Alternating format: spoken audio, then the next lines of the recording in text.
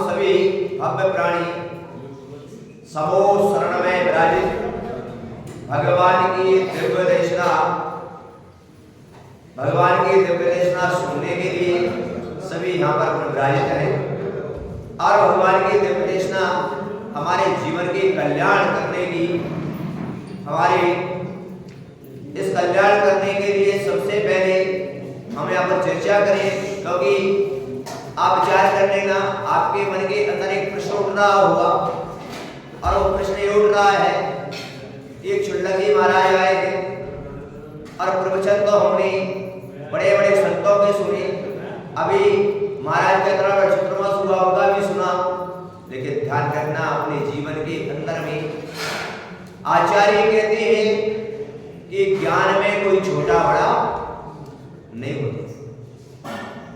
हम चारित्र में हो सकते हैं पर ज्ञान में कोई, ज्ञान किसी के, तुम्हारे मुख से भी, किसी के मुख से भी वो वाक्य तुम्हें प्राप्त हो सकता है कि तुम्हारे जीवन का कल्याण, जरूरी नहीं हो कि हमारे मुख से हो, आप किसी के भी मुख से वो शब्द प्राप्त हो सकता है जिससे हमारे जीवन का कल्याण है।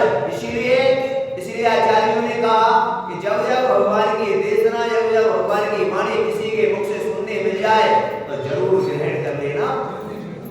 पता नहीं कब किसके निमित्त से, कब किसके जीवन में किसका उत्थान हो जाए।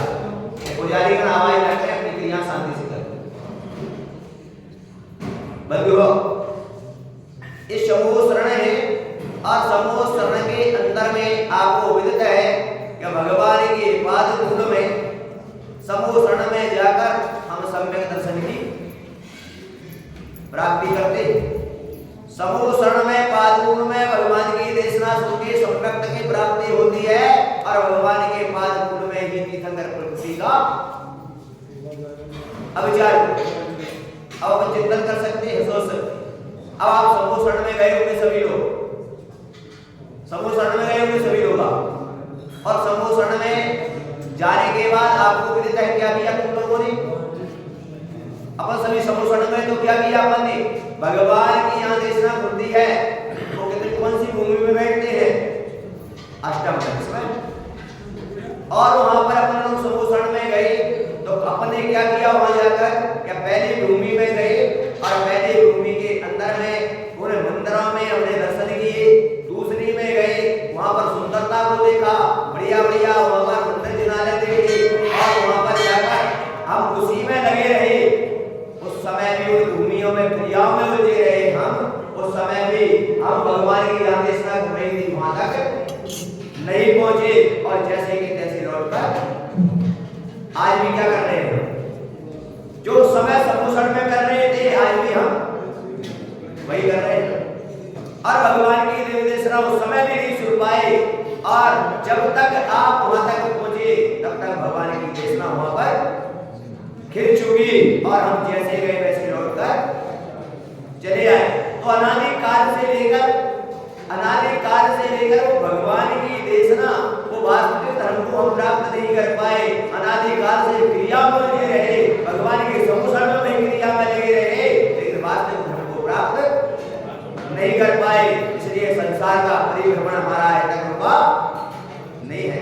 एक बार भी भगवान के पाद में जाके हम सम्यक की प्राप्ति कर लेते तो हम भी, याद रखो, हम भी अपने जीवन में उस राजा शरण की तरह तीर्थंकर शक्ति का बंद कर लेते और हम भी भगवान बनने की श्रेणी के लाइन में आ जाते। आज तक बस हमारे अंदर यही रहा कि हमने आज तक उस सम्यक की प्राप्ति नहीं कर पाए। हमने अनादिकाल से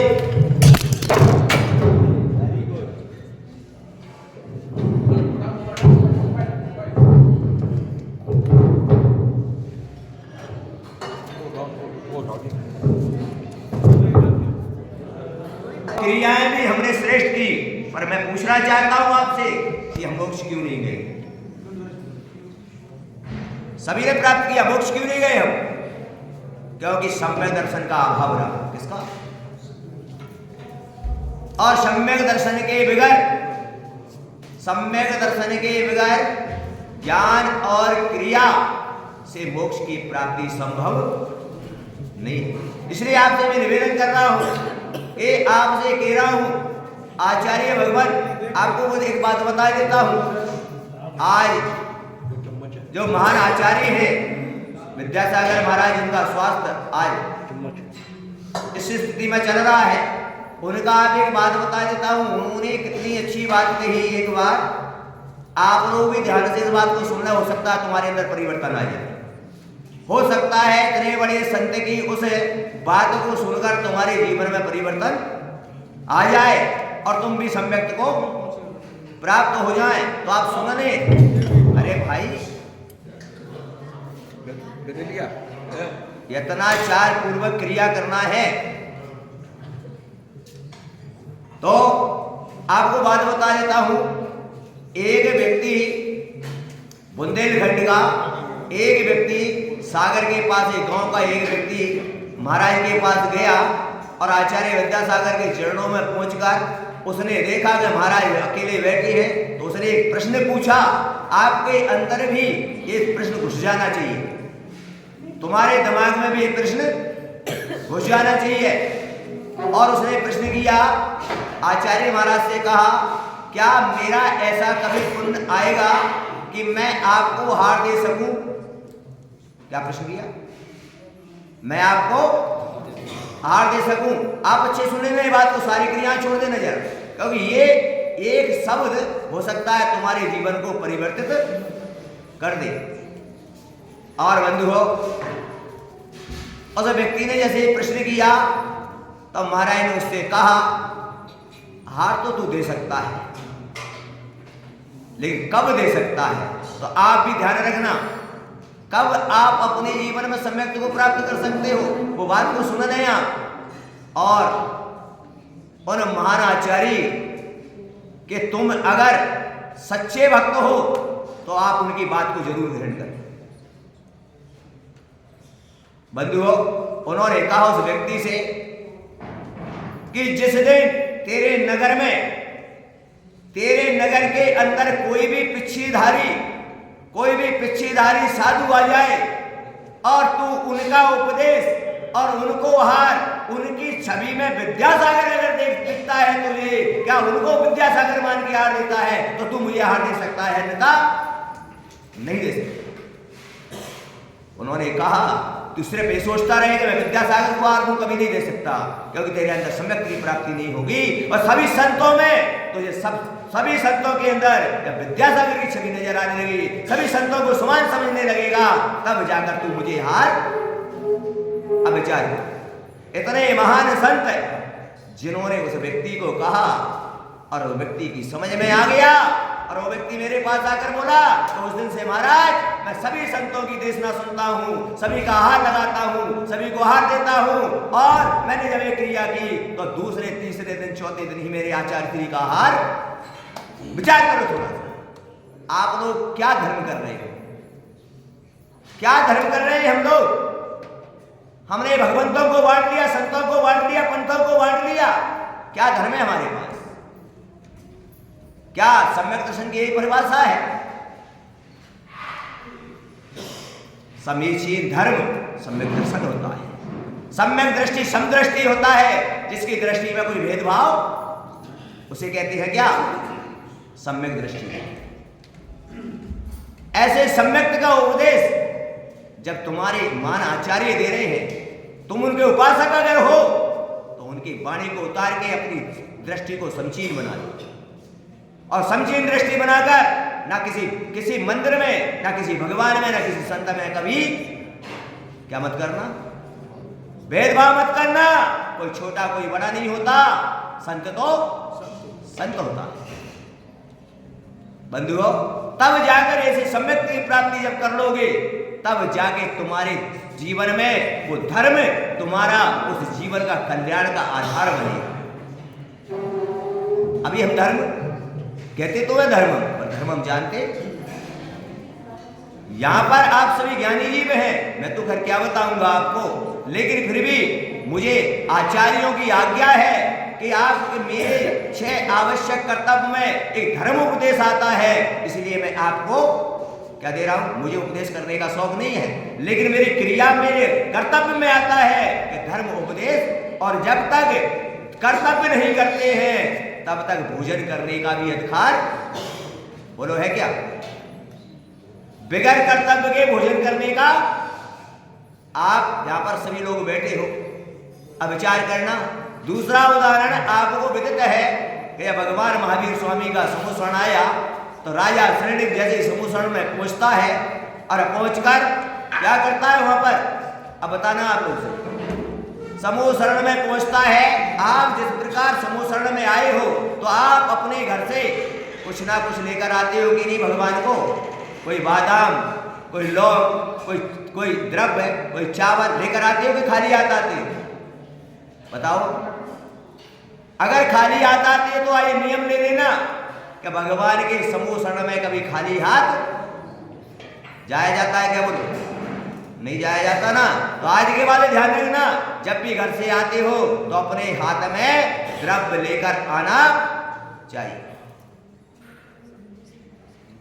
और राजा श्रेणिक, वो तो राजा था, हीरे मोती लेकर गया क्या? और उसने भगवान के सामने वो हीरे मोती चढ़ाकर उनकी वंदना पूजा करके और भगवान को नमोस्तु किया। और नमोस्तु करने के बाद क्या किया? बात माओ, सुन रहे हो ना? क्या किया? उसने भगवान को नमोस्तु किया और नमोस्तु करके अपने मनुष्य के कोठे में बैठने को चले दिया। तब भगवान की वाणी से उसको संबोधित किया गया, तुम्हारे लिए भी मैं उस भगवान महावीर स्वामी की वाणी, मेरे पास तो मेरा क्या है? ना तुम्हारे पास है न मेरा पास, क्या सब कुछ किसका है? भगवान की निर्देशना का है। हम वही पढ़ के तो तुम्हारे बीच में बंद हो। जैसे ही राजा श्रेणिक जैसे बैठने जाने लगा, भगवान की वाणी से संबोधा गया, हे राजा श्रेणिक तुम क्या कर रहे हो? क्या हुआ? क्या गलती हो गई? भगवान तुम्हारे अंदर अभी सम्यक दर्शन में मलिनता है, तुम्हारे अंदर में अभी भी मान अहंकार है। बोले क्या हो गया? बोले तुमने यहाँ पर चतुर्विध संघ विराजमान है और तुमने मुझे अकेले नमोस्तु किया और तुम बैठने चले दिए। अरे यहाँ पर मुनि भी बैठे हैं, यहाँ पर हारिका भी बैठी है, यहाँ पर चुल्ले भी बैठे हैं, क्योंकि कहा है कि चतुर्विध संघ की यथा योग जो विनय करता है उसे सम्यक दृष्टि जीव कहा है। चतुर्वेद संघ क्या क्या क्या क्या शब्द है? चतुर्वेद संघ। और चतुर्वेद संघ का मतलब विधि माने जानते हो, विधि यानी वो विधि है वो मोक्ष जाने की। किसकी? मोक्ष जाने की। तो चतुर्वेद संघ जितना भी होता है इसे क्या कहते हैं? आप देखते हो, विचार करते हो, चिंतन करते हो, क्योंकि क्या क्या क्या कहा गया है? पंच परमेष्टि। क्या कहा? जो परम पद में स्थित है। कौन है जो परम पद में? बताइए। अब जो वृत्ति है, महावृत्ति है, ये सब परम पद में स्थित है कि नहीं है? और सम्यक दृष्टि जीव भी परम पद में क्या है? वो भी उसी लाइन में आता है। अब विचार, राजा श्रेणिक ने कहा कि तुम्हारे लिए अहंकार है कि भगवान को नमोस्तु कर लिया, अब मुझे किसी को नमस्कार करने की नहीं है। श्रेणिक, जब तक चतुर्विद संघ की यथा योग विनय नहीं करोगे तब तक आपका सम्यक दर्शन विशुद्ध नहीं हो। तो आप लोगों से मेरे निवेदन है, अनुरोध है कि आपको भी सम्यक की प्राप्ति करके अगर मोक्ष जाने की इच्छा हो, धर्मात्मा बने रहना है अगर, तो कोई बात नहीं, और धर्म को धारण करना है तो आप इस भगवान की वाणी को ग्रहण कर ले। बंधुओं, इसका फल क्या है? जैसे ही राजा श्रेणिक ने यथा योग विनय की, वैसे ही क्या हुआ? आप यहां पर रोज पूजा करते हो क्या? रोज समूह शरण में आते हो? बताइएगा कि आपको कभी यहां पर भगवान बैठे हैं, भगवान के पीछे क्या लगा है? लगे ना, वो भावमंडल लगे हैं। और वहां पर भी समूह शरण में क्या होते हैं? अष्टप्रधान में एक भावमंडल भी होता है, जो कहां पर रहता है? भगवान के रहता है ना। क्या हुआ? उस सम्यक दर्शन का विशुद्ध होते ही जैसे ही होता यथा योग उसने विनय की, और जब उसकी दृष्टि में भेदभाव क्या हो गया? खत्म हो गया। किसका? छोटे और बड़े का। वैसे क्या हुआ?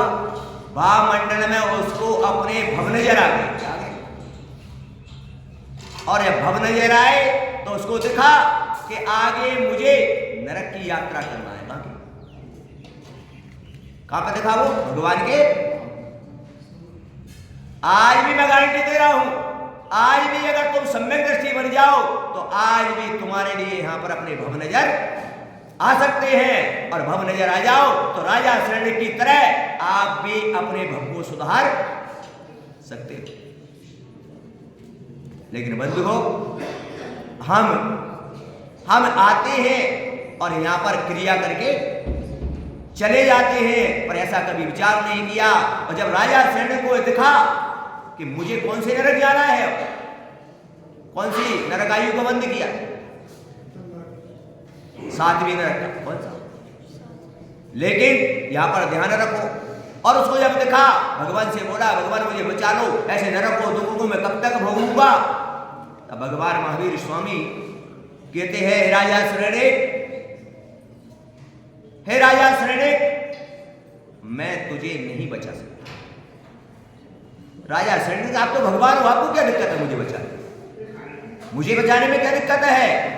आप ध्यान रखना अपने जीवन के अंदर। और साथ में राजा शरणिक बोला, आप तो मेरे रिश्तेदार भी हो। कौन हो? तुम भी होते हैं ना, तुम्हारा कोई घर का मिनिस्टर बन जाता कहता है मुझे क्या परवाह है। भगवान ने कहा, नहीं राजा शरणिक, भगवान ने कहा, नहीं राजा शरणिक, मैं तुझे जरूर बचा लेता। आप लोग भी चिंतन कर लेना, मैं तुम्हें जरूर बचा लेता, लेकिन तूने ऐसी जगह कर्म का बंध किया है कि मैं भी तुझे, अगर संसार में अन्यत्र तूने कहीं पाप किया होता तो मैं तुझे क्या कर लेता। ये भगवान भी आपसे ये कह रहे हैं, ये भगवान भी ये कह रहे हैं आपसे कि संसार में कहीं पर भी कितना आप जाकर पाप कर लेना और प्रभु के चरणों में आके तुम्हारे सारे पाप धुल जाएंगे, लेकिन मंदिर में आकर गुरु के सामने अगर कर्म बंद करोगे तो भोगना पड़ेगा। क्या हुआ उसने? क्या किया उसने? तिरस्कार किया ना मुनि महाराज के गले में, सर्प डाला, उसी समय उसका आयु कर्म का बंद हो गया। अब विचार करना, थोड़ा चिंतन करना, सोचना, भगवान स्वयं समूह शरण में बैठे हैं, वो भी उसके नरक से बचा नहीं सके। राजा शरण ने कहा, भगवान मुझे धर्म बताओ। बोले धर्म करो। बोले धर्म बताओ क्या है? उसने कहा, मैं तो राजा हूं, मुझे तो आप कोई भी धर्म बता दो। कितने मंदिर बनवाना है मुझे बता दो, क्या कितने मुझे दान देना है बता दो, क्या कितना क्या करना है तो जल्दी बताओ, मैं धर्म करके अपने पापों को क्या कर लूंगा। समझ में आ गया? भगवान ने कहा, नहीं राजा शरणिक, ये अहंकार को छोड़ो, तुम्हारे धन से तुम्हारे पाप धुलने वाले नहीं है। किससे धुलेंगे? भगवान ने कहा, अगर पाप धोना है तो सदग्रस्त बन जाओ, सम्यक दृष्टि बन जाओ। क्या बन जाओ? और सम्यक दृष्टि बन के 8 अंगों का पालन करो। कितने होगा? कितने अंगों का? सम्यक दृष्टि 8 अंग, और 3 मूर्ता को छोड़ते हैं वो, 6 अनायतन का और 8 मदों का त्याग करते हैं, 7 विष्णुओं से रहित होते हैं, 7 भय से रहित होते हैं, और 5 अतिचार भी से बीवियों। इस प्रकार 44 प्रकार से सम्यक दर्शन की क्रियाएं जो करता है, श्रद्धान करता है, वो सम्यक दर्शन की। अब बताओ विचार, सोचिए जरा, ऐसे सम्यक को प्राप्त किया और सदग्रस्त बन के। अब सदग्रस्त का क्या उपदेश है? अब धर्म क्या है बताओ? धर्म क्या है? आप लोग कहते हो ना धर्म क्या है? धर्म 2 प्रकार का है, एक श्रावक धर्म और एक मुनि धर्म। कौन सा? एक श्रावक धर्म और एक, आप कौन से धर्म में आते? बोलिए। श्रावक प्रतिमाधारी होती है। कौन से कितने प्रतिमाधारी होते? बोलो। श्रावक प्रतिमा 1 प्रतिमा से 11 प्रतिमा तक क्या उत्तम मध्यम और जो धर्म है उसमें है ना। समझ आया कुछ? आपके लिए तो राजा शरण को बोला, ना तो मैं वृत्ति बन सकता ना मैं महावृत्ति बन सकता। ये भगवान मेरा कल्याण कैसे हो? आप लोग चिंता मत करो। भगवान ने कहा चिंता मत करो, आप वृत्ति नहीं बन सकते कोई बात नहीं, आप महावृत्ति नहीं बन सकते कोई बात नहीं। आप लोग भी यहाँ पर बैठे हुए जितने भी भव्यात्माएं हैं, आप इसे विकल्प मत करना, लेकिन इतना जरूर कर लेना, भगवान ने कहा कि सदग्रस्त बन जाओ। क्या बन जाओ?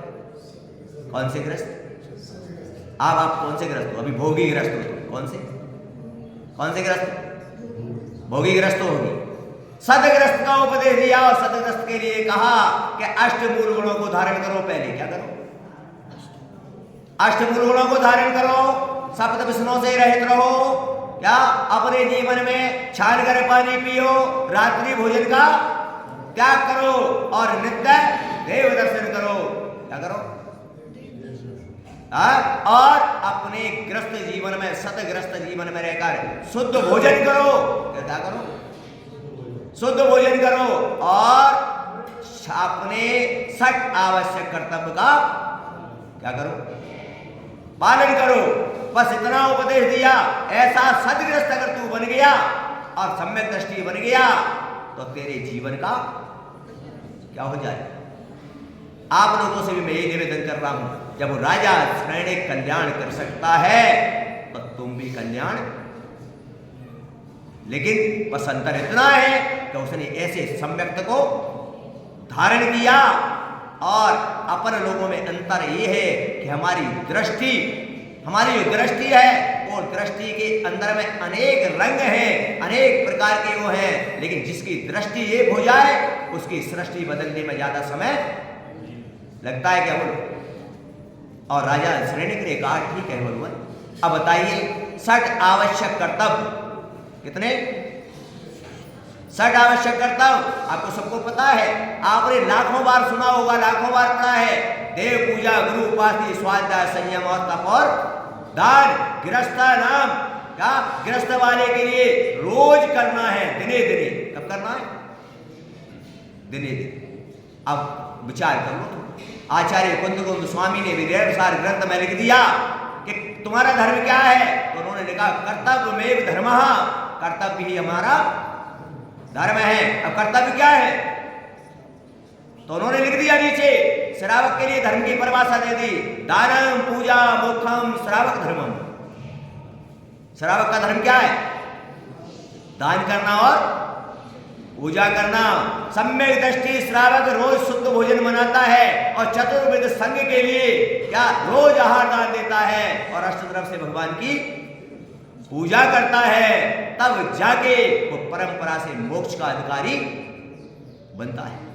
अब विचार करिए, आप यहां पर जितने भी लोग विराजित हैं, आपसे मैं निवेदन करके पूछ रहा हूं कि ऐसा एक भी श्रावक यहां पर है जो अपने रोज आवश्यक कर्तव्य का पालन करता हो? बताओ, है कोई?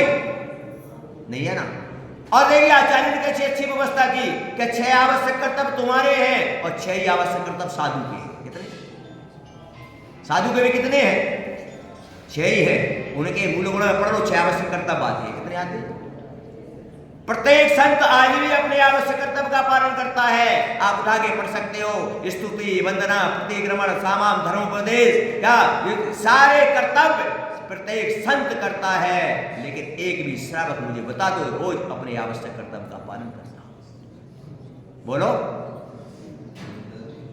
इससे सिद्ध है कि संत की जो तपस्या है, संत के जो कर्तव्य हैं, वही तपस्या और वही कर्तव्य संत का इस धरती पर तुम्हारे लिए सुख प्राप्त करा रहा है, वही तुम्हारे लिए सुख समृद्धि वृद्धि प्राप्त करा रहा है। उनकी ये तपस्या का फल है कि आप आनंद से आए जी रहे हो। इसलिए मेरा आपसे निवेदन है, इस हरि पर्वत पर कुछ 2-4 दिन के समय के लिए यहां पर मेरा आना हुआ है और मैं आप चाहता हूं कि 2-4 दिन की देशना आप बड़े ही भक्ति भाव से सुने और भगवान की देशना सुनकर तय है कि भगवान की देशना जो सुनते हैं उनकी आत्मा का कल्याण क्या होता है? तय है। इसलिए हम अभी श्रावक हैं, अब ग्रस्त। तो आचार्य भगवान कहते हैं वर्तमान योग के अनुसार आचार्य भगवानों ने कहा कि आपका ग्रस्त जीवन में रहने वाले का कर्तव्य ही धर्म है और जब तक वो कर्तव्य नहीं करेगा तब तक वो कितना भी लाखों अरबों खरबों का दान दे ले, उसके जीवन में धर्म नहीं आएगा। क्यों? इसलिए बंधुओं, क्योंकि जो कर्तव्य है वो तुम्हारी आत्मा का धर्म होगा और जो व्यवस्थाएं, क्योंकि धन संपत्ति से, अरबों खरबों की संपत्ति से व्यवस्थाएं हो सकती हैं और व्यवस्था धर्म नहीं है, व्यवस्था सीढ़ियां हैं। क्या है? व्यवस्था क्या है? धर्म। धर्म पाने के लिए सीढ़ियों को, छत पर जाने के लिए सीढ़ियों को छोड़ना पड़ेगा, तब जाके हम कहां पहुंचेंगे। उसी प्रकार संसार के अंदर ये जिनालय बना है आपका सुंदर। आपसे पूछ रहा हूं मैं सभी से, ये जिनालय धर्म है क्या? ये धर्म को प्राप्त करने का क्या है? साधन है, लेकिन हम इसी को क्या माने हैं? अरे बंधुओं, यहां जिनालय में आके प्रतिभा को देखकर अगर तुम्हारे अंदर ये भाव प्रकट हो जाए तो भगवान आपकी मुद्रा को देखकर मेरे हृदय में भी परिवर्तन आ गया और मैं अनादिकाल से दर्शन करते करते परेशान हो गया। आज मुझे विदित हुआ कि आपके दर्शन करके स्वयं को दर्शन बनना है। आज मेरे अंदर विदित हो गया कि मैं भी आपके जैसा, बस समझ लेना तुम्हारे अंदर कल्याण हो गया। तो ये जिनालय क्या है? हमारे लिए मोक्ष जाने का, मोक्ष के रास्ते का एक साधन है। क्या है? तुम सोचो कि मंदिर में बैठ के मैं मोक्ष चला रहा हूं और मैं कुछ करूं नहीं आत्मा के लिए, तो ऐसा संभव नहीं है। इनकी मुद्रा को देख के, इनकी पूजा करके आपको भाव भाना पड़ेगा, हे प्रभु अनादिकाल से पूजा करते करते थक गया, मैं आपके जैसा पूज्य कब बनूं। ये भावना तुम्हारी तब आ जाए, तब आ जाएगा बंदे तद्गुण। बस एक ही शब्द में तुम्हारा कल्याण हो जाए। क्या? ये भगवान मैं आपकी वंदना कर रहा हूं, किस लिए? इस संसार के सुख प्राप्त करने के लिए नहीं, ये घर मकान जमीन जायदाद पैसा ये प्राप्त करने के लिए नहीं। मैं आपकी भक्ति कर रहा हूं कि जिन गुणों को आपने प्रकट किया है वो गुण मुझे प्राप्त हो जाए। इससे ज्यादा भगवान मुझे बताइए। हम आते हैं, क्या हो जाए हमारा भगवान? है? भगवान से क्या मांग रहे हो? मेरा घर बन जाए, मेरा मकान बन जाए, मेरी तबीयत ठीक हो जाए, मेरा फलान हो जाए, मेरा ढीका हो जाए, क्या? और भगवान से कहते हैं भगवान, आए भगवान मैं एक दान करा दूंगा, ये भगवान मैं ये दान दे दूंगा। भगवान को भी रिश्वत देकर सुखी हो जाए? नहीं। ध्यान रखो, मांगना कुछ नहीं, क्योंकि भगवान से कहना भगवान मैं जो कुछ कर रहा हूं ये मेरा कुछ भी नहीं है, तेरा तुझको अर्पण क्या लागे। किसके आशीर्वाद से मिल रहा है हमको? जब भगवान के आशीर्वाद से मिल रहा है तो सब कुछ भगवान को समर्पित भी कर दो तो कोई बड़ी बात नहीं है। आज इतना ही आपको निश्चित है कि आपका जीवन शुभमय मंगलमय बनेगा। निश्चित ही मैं भगवान से प्रार्थना करता हूं कि सभी जितने भी भव्यात्मा हैं आगरा में या पूरे विश्व में रहने वाले, निश्चित ही भगवान की भक्ति करके इनके जीवन में संसार में रहकर सुख समृद्धि वृद्धि की प्राप्ति हो और परंपरा से इस सम्यक्त को प्राप्त कर ये भी मोक्ष की प्राप्ति हो इन सब जीवों को। यही मेरी मंगल भावना है और इसी मंगल भावना के साथ मैं यहीं पर अपनी वाणी को विराम देता हूँ। पुनः आप कल यहाँ पर सभी उपस्थित हों और सभी भगवान का आशीर्वाद लेके जीवन का कल्याण का मार्ग प्रशस्त करें। निश्चित ही हमारे जीवन शुभमय मंगलमय बनेगा। बोले खजाना शांति नाम भगवान की चितवाणी के ज्ञान से सवाणी मस्तक में हे जिनवाणी भारती जो तेरा